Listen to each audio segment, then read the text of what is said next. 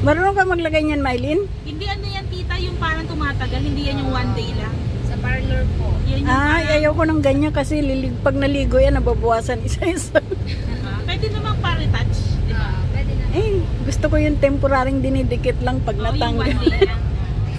Meron ako, Mylene, may binili ako. Lagyan mo ako.